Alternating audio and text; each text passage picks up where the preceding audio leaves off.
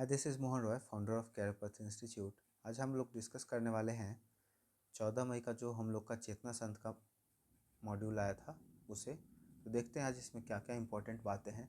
14 मई 1657 को स्वराज के दूसरे छत्रपति संभाजी राज भोसले का जन्म पुरंदर किला, पुणे, महाराष्ट्र में हुआ था। वे शिवाजी के पुत्र एवं उत्तराधिकारी थे। संभाजी राजे ने कभी भी मुगलों की पराधीनता स्वीकार नहीं की एवं साहस और निडरता के साथ औरंगजेब की 8 लाख सेना का सामना किया। उन्होंने अधिकांश मुगल सरदारों को युद्ध में पराजित कर उन्हें भागने के लिए विवश किया। संभाजी राजा के संघर्ष के कारण औरंगजेब को 27 वर्ष दक्षिण भारत में ही रुकना पड़ा। इजराइल की स्थापना 14 मई 1948 को हुई थी। इजराइल मध्य पूर्व एशिया में स्थित एक छोटा लेकिन अत्यंत प्रभावशाली देश है जो अपने समृद्ध इतिहास, तकनीकी प्रगति और सामरिक शक्ति के लिए पूरी दुनिया में जाना जाता है। इजराइल की राजधानी यरूशलेम यहूदी, ईसाई और इस्लाम तीनों धर्म के लिए अत्यंत पवित्र स्थल माना जाता है। ठीक है, आज का विचार का अगर बात करें, समय पर काम करना अच्छी आदत है। संकट के समय बुद्धि और धैर्य बल से कहीं अधिक प्रभावी होते हैं। उसके बाद राखी का त्यौहार कब मनाया जाता है? सावन की पूर्णिमा को। विश्व शांति स्तूप बिहार में कहाँ स्थित है? राजगीर में। मराठा साम्राज्य के संस्थापक कौन थे? छत्रपति शिवाजी। किस प्रकार के प्रतिबिंब को पर्दे पे प्राप्त नहीं किया जा सकता है? आभासी को। FIR का फुल फॉर्म क्या होता है? First information report. उसके बाद यहाँ पे रीजनिंग के क्वेश्चन है। ठीक है, देखते हैं हम लोग। सबसे पहला है, देखिए यहाँ पे 2 से बढ़ा 4 तो 6 हो गया, 6 से बढ़ा 4 तो 10 हो गया, 10 से बढ़ा 4 तो 14 हो गया और 14 में 4 बढ़ेगा तो 18 हो जाएगा।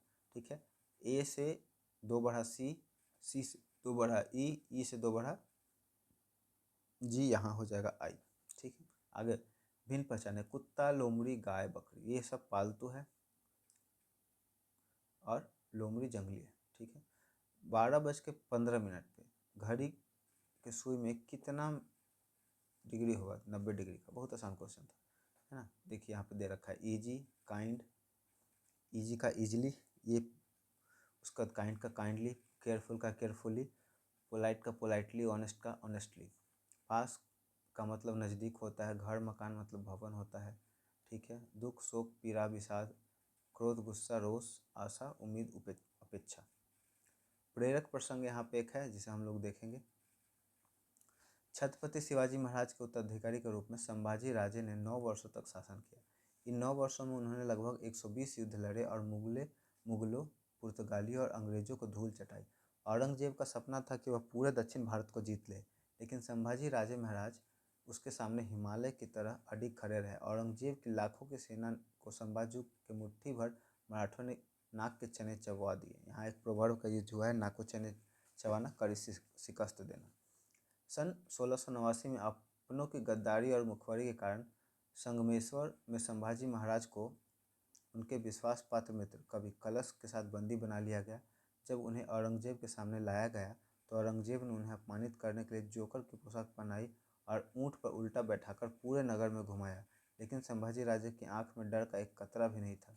उनकी आंखों में वही सिंह जैसी चमक थी जो औरंगजेब को विचलित कर रही थी। औरंगजेब ने संभाजी महाराज के सामने मराठा साम्राज्य के सभी किलों को मुगलों के हवाले करने तथा अपना धर्म त्याग कर इस्लाम स्वीकार करने की शर्त रखी।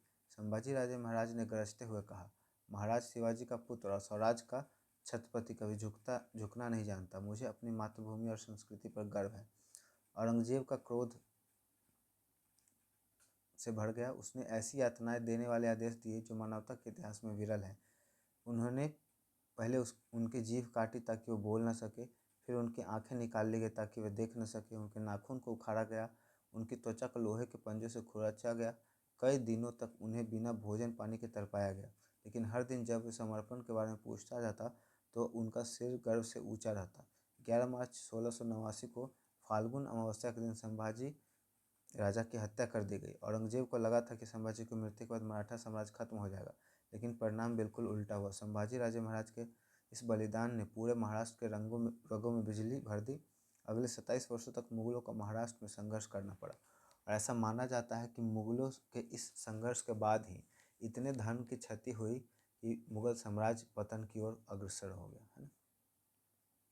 ठीक है, तो यहाँ पे हम लोग आगे बढ़ेंगे 9th 12th में। सबसे पहले आज का विचार के बारे में देखेंगे कैसे हैं। सीखने का जुनून पैदा करें। यदि आप ऐसा करते हैं तो आप कभी भी आगे बढ़ने से नहीं रुकेंगे।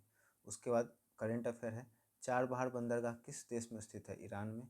उसके बाद सेला सुरंग भारत के किस राज्य में स्थित है जो सामरिक रूप से बहुत महत्वपूर्ण है? हिमाचल में। उसके बाद सिंपली पाल टाइगर रिजर्व भारत के किस राज्य में स्थित है? ओडिशा में। विश्व प्रवासी पक्षी दिवस वर्ल्ड माइग्रेटरी बर्ड डे मई 2026 में किस दिन मनाया गया? 9 मई को, दूसरा शनिवार। उसके बाद यहाँ पे और भी कुछ टॉपिक हैं। यूरोप का खेल का मैदान किसे कहा गया? स्विट्जरलैंड को। विश्व का सर्वाधिक जनसंख्या घनत्व वाला देश कौन है? मोनाको। उसके बाद माओरी कहाँ के मूल निवासी? न्यूजीलैंड के। जनसंख्या का सिद्धांत किसने दिया था? माल्थस। सर्वाधिक मुस्लिम जनसंख्या वाला देश कौन सा है? इंडोनेशिया। उसके बाद यहाँ पे कुछ वर्ड है हिंदी और इंग्लिश के। पाश्चात्य मतलब पश्चिम, प्रसारण मतलब फैलाना, बहिरंग मतलब बाहरी, भ्रांत मतलब भ्रमित, मसृण चिकना कोमल। उसका जुडिशियस मतलब विवेकपूर्ण समझदार, इम्प्रूडेंट मतलब अविवेकपूर्ण नासमझ, मोनोटोनी मतलब एक रसता उब, और वैरायटी मतलब विविधता, ऑब्सक्योर मतलब धुंधला अपरिचित, फेमस मतलब प्रसिद्ध। यहाँ पे फिर आगे बिहार से रिलेटेड कुछ टर्म है। बिहार विधान परिषद की पहली बैठक किस भवन में आयोजित की गई थी? पटना कॉलेज के बांकीपुर हॉल में। बिहार राज्य परियोजना परिषद के अध्यक्ष कौन होता है? मुख्यमंत्री। बिहार के राज्यसभा के लिए निर्वाचित होने वाले सदस्यों की संख्या कितनी है? 16। बिहार विधानसभा सदस्य बनने हेतु न्यूनतम आयु कितनी होती? 25 वर्ष। ठीक है, यहाँ पे रीजनिंग के क्वेश्चन है 2, उसे आप कर लेंगे। मुझे उम्मीद है ये वीडियो आपको काफ़ी इंटरेस्टिंग और नॉलेजफुल लगा होगा। वीडियो पसंद आया हो तो वीडियो को लाइक कर दें, दोस्तों और परिवार के सदस्यों के बीच में ज़रूर शेयर कर दें। और यदि आप हमारे चैनल को सपोर्ट करना चाहते हैं तो चैनल को सब्सक्राइब करके बेल आइकन को प्रेस कर दें। Thank you so much.